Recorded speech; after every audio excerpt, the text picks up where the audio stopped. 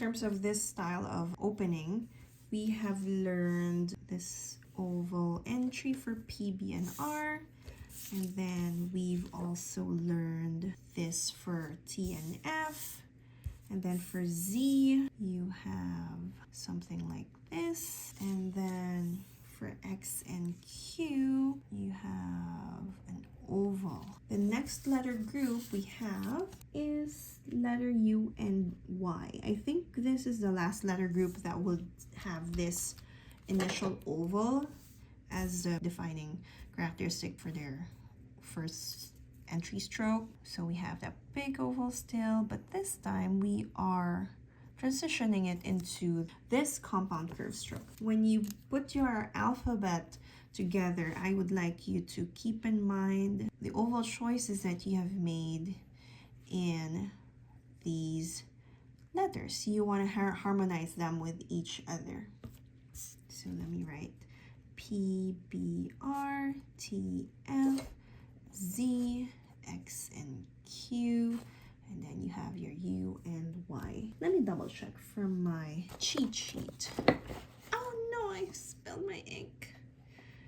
Okay, so we've done PBR, TF, IJ, then Z, and then XQ. Now we are going to U and Y, and the rest do not have that same oval quality. Let's proceed with writing our letters U and Y.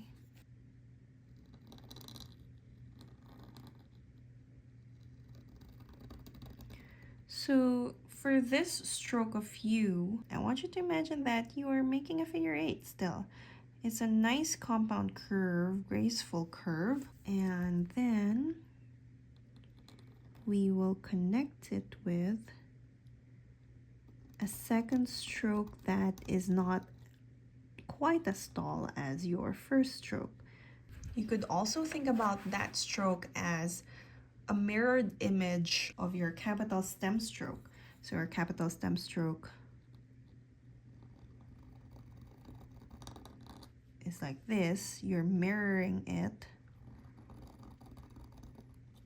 like so. So that's a couple ways to think about it. And then for letter Y, your first part is the very same thing for you. It's also a mirrored capital stem stroke or half of an infinity stroke. The only difference here is that it's much shorter than how we did our letter U here. And here, our capital stem stroke makes a comeback.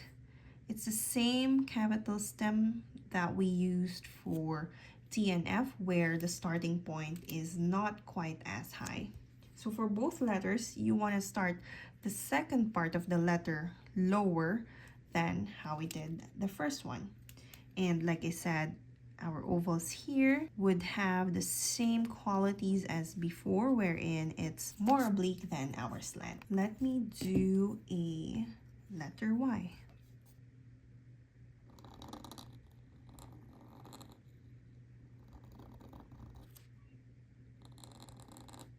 You want to lead into your capital stem stroke nicely.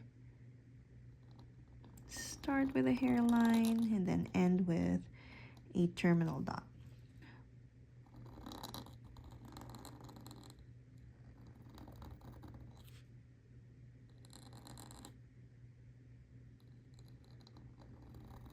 So this one is a wider Y, which you would pair with a wider set of letters. So here you have the letter group U and Y.